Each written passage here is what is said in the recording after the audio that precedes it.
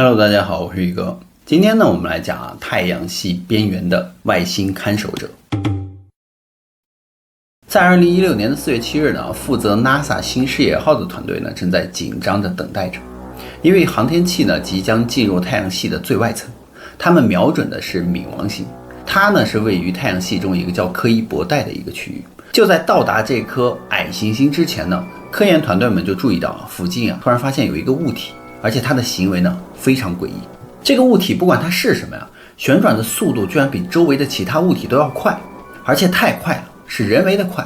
所以新视野号居然改变航线飞往这颗奇怪的物体想要一探究竟。他们想更好地观察这种奇怪的物体的行为到底是什么。但是当这个新视野号飞船接近该物体的时候，所有的通讯居然瞬间中断， NASA 什么也看不见也听不到，而有东西或者是有人阻挡了他们的信号。不管是谁他们都不想让 NASA 知道他们的存在，也不想让 NASA 知道他们已经观察我们很长时间了。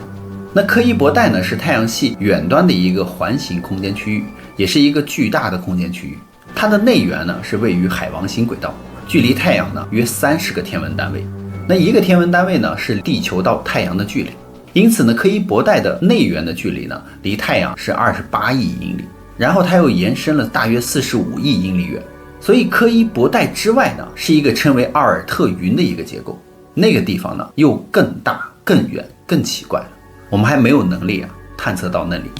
在1943年爱尔兰的天文学家肯尼迪埃奇沃斯首次假设了柯伊伯带的存在。他认为行星之外的太阳系中存在一个彗星和小行星库。埃奇沃斯是对的柯伊伯带最终得到了目视的确认。在1992年美国的天文学家大卫朱维特和简卢发现了第一个超大天体柯伊伯带。那柯伊伯带包括各种彗星、矮星、行星、小行星和其他冰体，它们所有的这些东西整个构成了柯伊伯带。那大卫以及简将他们的发现命名为柯伊伯带，以纪念杰拉德凯博士，他被认为是行星科学之父。他是在1951年提出过柯伊伯带概念之前他就已经发现了海王星的卫星。我们早就知道柯伊伯带的存在，但是却没有意识到冥王星实际上也是在柯伊伯带中的，是矮行星中最大的一颗，直径为1500英里。它甚至还有自己的卫星，这可能就是天文学家长期以来称它为行星的原因。那柯伊伯带被发现以来已经有30多年了，但它仍然是一个谜。因为柯伊伯带确实是目前太空中的一个研究项目的前沿，我们才刚刚开始探索它。我们的理解仍然在不断的发展。除了无数的彗星和小行星之外柯伊伯带还拥有甚至7颗矮行星，其中大多数直径为600到900英里。那2005年发现的白羊座是迄今为止发现最大的物体了。而且柯伊伯带一直在被发现，现在发现的大多数的物体和柯伊伯带很容易识别，也很容易追踪。但柯伊伯带中有些物体的表面却不符合科学的规律，它们不可预测，不自然，有人甚至认为它们似乎是故意为之的。这些柯伊伯带的物体挑战了我们对太阳系的理解，以及我们是否是这里唯一的生命呢？在1994年5月的一天迈克尔和安娜工作到很晚，他们是西班牙加纳利群岛罗克德洛斯天文台的天文学家。那一夜他们在观察柯伊伯带的时候居然发现了一些东西，它重复的发光，然后又变暗，这与柯伊伯带周围的这个任何物体都不同它每5个半小时以规律的节奏发光和变暗一次。按照太空的标准这样发光的物体已经算很快了，快的有些离谱了。那速度如此之快，还有这样的离心力，应该将普通的柯伊伯带撕裂才对。但是大多数的这个柯伊伯带建立的物体都是灰尘冰块它们像玻璃一样碎裂。所以这个安娜和迈克尔从未见过这样的东西。那从科学的角度来解释这个物体根本就不应该存在在那里。这就让天文学家们有了一种不祥的预感。以当前的技术还不允许他们获得观察的视野来完全的识别它们，所以他们以威尔士的冥界之神的名字阿朗给它命名了。大约在23年之后我们的天文技术赶上来了，我们终于能够近距离的观察柯伊伯带这个奇怪的物体了。所以在2016年的4月美国的宇航局的新视野号居然到达了柯伊伯带。那下一站是准备飞往冥王星的途中，这是一个完美的飞行机会嘛，可以回答几十年前遗留的任何问题。比如说什么是冥王星太阳尽头这个疯狂吐出物体的东西到底是什么但就在新视野号想要近距离观察那个东西的时候呢，一切都变暗了，瞬间呢什么都不起作用。因为他们说曾经这个新视野号也发生过所谓的 CPU 安全事件嘛，就是说使得这个新视野号进入了安全模式。那安全模式呢就会关闭所有的基本系统，当航天器检测到异常的时候就会自动触发。这个时候呢团队就被难住了呀。在飞船以安全模式运行了几个小时之后呢，一位美国宇航工程师呢向主管提出了一个可怕的想法。工程师环顾四周之后就悄悄地说，他说我们这个控制器似乎有人在干扰信号好像呢他们知道我们的存在，不想让我们看到什么东西才这么做的。顺便说一下，这个柯伊伯带中他们发现了一颗向下旋转的一个行星，以惊人的速度旋转了5个半小时。第一次看到它，到现在20多年来呢，还没有人弄清楚这一点到底是什么。所以这些试图理解这种旋转的人，他们也都同意这个物体的行星运动的轨迹呢，就是人造的，而且它的物体的内部呢，似乎自己创造了一个重力场。而这种旋转的重力的概念对 NASA 来说并不新鲜，因为 NASA 在20世纪60年代开始就自己开始实验人造重力场，所以专家们就提出了空间站的一个构想。他们当时想在空间站里建立一个小镇、农场和公园，而空间站可以设计成一个巨大的圆形的一个柱体嘛。这个结构中呢，每一个东西都一直在旋转，以给这个陆地表面的人产生一个重力。这种画面我们在很多的科幻电影中都看到过这种概念。但是人造重力的测试的结果呢，总是一样的。NASA 发现人类好像并不适合它，因为当人暴露在这种人造的重力场的时候呢，我们会受到所谓的科氏力偏差的一种影响。这种影响会导致直线运动变弯曲，而弯曲幅度呢往往还很大。所以科氏力偏差会导致人类头晕、疾病以及各种其他功能障碍等等。所以生活在人造重力场环境中的人类呢，并不好过，基本上呢都会呕吐致死。但柯伊伯带上的这种旋转方式似乎是有人在操控它。如果有人操控这个物体，他们又不想被人看到，所以在太阳所在的所有的地方中呢，那柯伊伯带呢是最好的藏身之处。因为柯伊伯带距离太阳呢是我们地球距离太阳的30到50倍那在这个距离发生的所有的事情也就变得很黑暗了，我们看不到嘛。所以柯伊伯带散落的随机的各种形态的物体就隐藏混杂在这个其中并不难但当这个新视野号变暗的时候，过了一会儿呢，新视野号居然从这个物体不是远离了吗？飘走了。所以新视野号又恢复了视力，启动了之前前往这个柯伊伯带的旅程的计划呢，又继续进行，往这个冥王星去了。所以人们就提出了一些疑问嘛，有人就意识到说，新视野号的问题都是行为怪异的柯伊伯带所造成的，就好像是有什么东西在扭曲物理定律。所以这个新视野号越是深入黑暗呢，我们就越是意识到自己并不孤单。根据复仇女神遐想理论呢，里面就说我们是生活在一个双星或者是双太阳系中，我们的太阳呢是我们唯一一个能看到的恒星嘛。这个理论中就说我们还有一颗伴星，一颗褐矮星是位于柯伊伯带的深处的。这个矮星呢我们是看不见的，这个物体被称为 X 行星或是第9大行星。有些人认为呢 X 行星就是阿努纳奇人的尼比鲁星球了，而且呢 X 行星是位于冥王星之外的，非常遥远。但这个巨大的物体仍然足够近，可以影响我们太阳系外行星轨道以及柯伊伯带中的其他的一切。这听起来就很像是科幻小说，但事实呢并非如此。因为几十年以来呢 NASA 一直在积极的寻找这颗 X 行星，如果它真的存在的话，那么它就可以解释为什么一些柯伊伯带物体的行星行为会如此的怪异了。但是 X 行星并不能解释所有的柯伊伯带物体因为还有一些柯伊伯带的物体的行为完全是不合理的。我们来看看这个柯伊伯带的2008 KV42 彗星。KV42 彗星的绰号呢是德古拉，来自于吸血鬼。因为吸血鬼有能力在墙上行走，而太阳系中的一切呢都是围绕着太阳以相同的方向在运动的，这被称为是顺行轨道。如果你从侧面看所有的物体的轨道呢，它们基本上都是在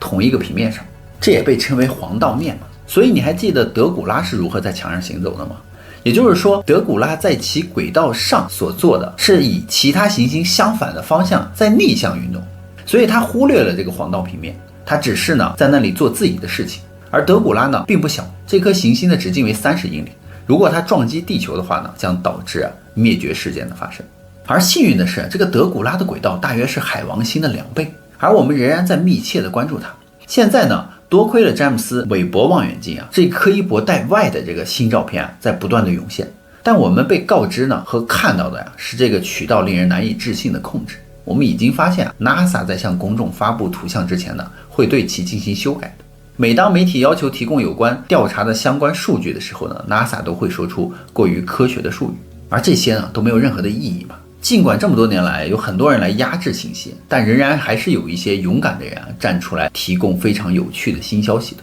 这些人呢对柯伊伯带的了解很多，他们到底是怎么知道这么多的呢？他们说啊，他们曾经的梦境和意识到过那里，在那里看到了很多不可思议的事情。其中一个人呢叫丽贝卡罗斯，他第一次发生这件事情的时候呢，他说他只有4岁。有一天他从沉睡的梦中醒来，感觉自己并不孤单。他试图移动，想大叫，但他做不到。他仿佛瘫痪。突然之间，他说几个陌生人出现在他的卧室里，他们静静地看着他，在他的床边徘徊，但他看不清楚他们的脸。然后呢，就是一道闪耀的强光和一股冷空气啊。有那么一瞬间呢，这个丽贝卡感到失重。然后在他的眼睛适应之后呢，他突然就意识到自己已经不在房间里了。他试着移动，但他仍然瘫痪，被绑在一张金属桌子上。房间里呢是无菌的金属房间，墙上挂着奇怪的设备，空气呢温暖潮湿，浓重的那种药水味扑鼻而来。他在角落里发现了一个人影，这是一个陌生人。他说他个子很高，虽然他的嘴没有动，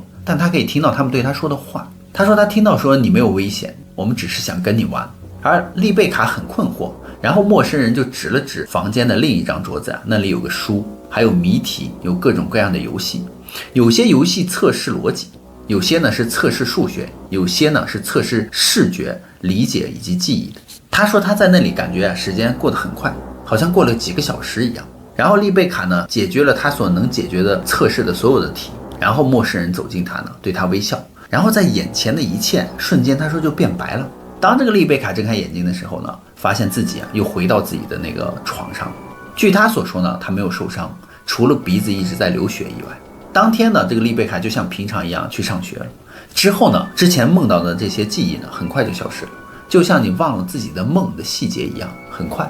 所以丽贝卡当天晚上呢，还是按时上床睡觉，她似乎什么都不记得。她安然的入睡，但很快的她就意识到了，这只是一个开始。这个陌生的外星人呢，居然每天晚上都来她的梦中找她。丽贝卡呢，夜复一夜的接受她的各种测试和解决难题。她说，随着这些经历变得越来越常规，也随着年龄的慢慢增长呢，这个丽贝卡居然能够了解到发生在她身上的各种的事情原来并没有那么简单。她说，她梦中去玩游戏的地方呢，居然是位于月球上的一个基地，因为她曾经从窗户上看到外面一个庞大的建筑群，是建在那种熟悉的灰白色的那种坑坑洼洼的陨石坑的景观之中，就跟月球景色是很相似的。之后这个丽贝卡就意识到这个陌生人呢，他并不是人类，他是被这些外星人绑架，而外星人呢是来自于许多不同的种族。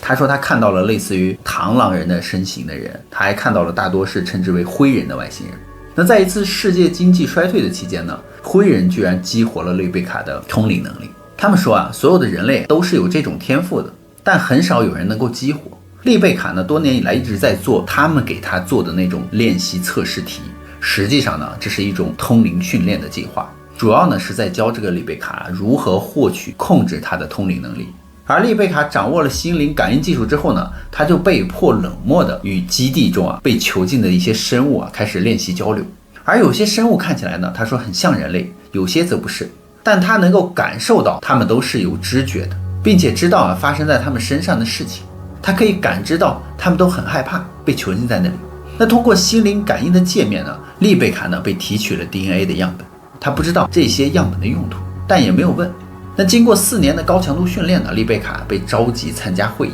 他说他当时看到了螳螂人和灰人，但他也看到了穿着军装的男人。他们让他坐下，他们就说，丽贝卡你的训练结束了，你准备好了吗？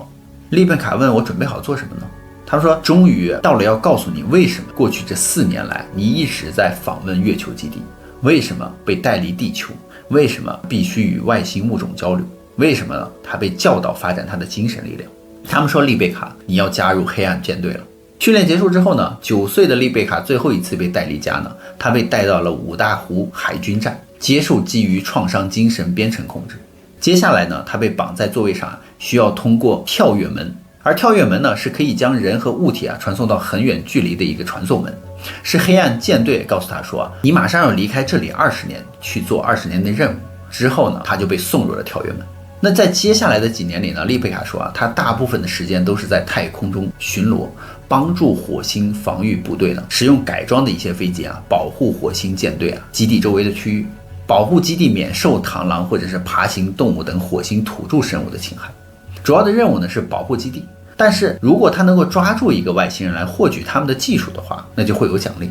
那之后丽贝卡得到了武力的增强，他说他们仿佛把他给改编了，变成了一个超级士兵。增强的重点呢是优化生理机能，增强精神控制能力，提高他的能力和战斗力。他说他还拥有了先进的机甲和武器系统，这些系统呢直接与他的身体和他的武力技术相结合。由于他的武力系统和增强能力呢，丽贝卡是火星国防军极其宝贵的一个资产，也许太有价值了。他说他在20年的旅程即将结束之时呢，丽贝卡居然被卖给了天龙人。丽贝卡说，柯伊伯带之外呢是天龙星，也就是 X 行星。棕矮星和 X 行星呢都是由天龙人控制的。他说天龙人是一种强大的爬行物种他们是太阳系中最古老的种族，他们控制着整个柯伊伯带以及其外的大型的基地和船只。而天龙人呢是可怕的，他们看起来很吓人，大多数的龙人呢身高都超过20英尺，有翅膀，他们有能力呢通过看一人一眼呢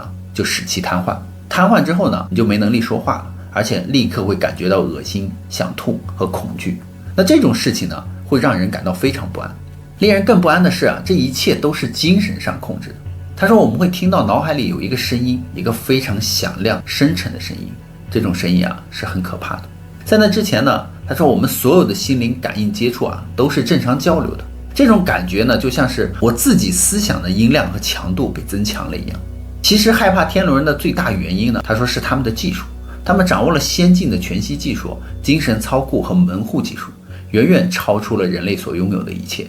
因此呢，丽贝卡作为外交贸易方案的一部分呢，他说当时被交易给了这个天龙人。基本上他们会带走他说我们最好的士兵，但是不会杀死我们。那天龙人呢，就利用他们先进的技术和精神力量，想要统治这个世界的。于是他们建立了一个奴隶贸易帝国，并以 X 行星为家。如果天龙人要求一些人类的士兵进贡呢，他说我们别无选择，只能遵从。因此丽贝卡再次被派去当巡逻飞行员。而这一次呢，他说他要保护的是围绕着这个 X 行星运行的一艘大型飞船。他说他为天龙人服务的期间非常痛苦，他说他被迫还要杀死一些没有威胁性的生物，这都很残酷的。但有一件好事就是，他说他的20年计划的那个时限呢即将结束。那有一天呢，他说他突然耳边传来了一阵风鸣声，一道闪光从他眼前闪过然后瞬间发生了熟悉的那种失重感，然后就是一片寂静。